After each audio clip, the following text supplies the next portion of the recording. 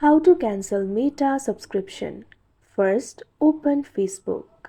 Make sure you're logged into your account.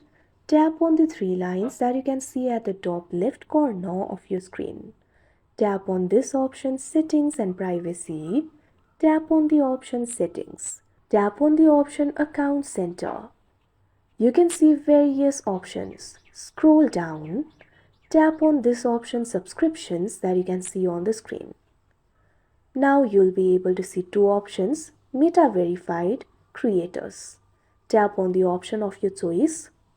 You can see your active subscription over here. Right now I do not have it. Tap on your active subscription. Find the option for cancel subscription.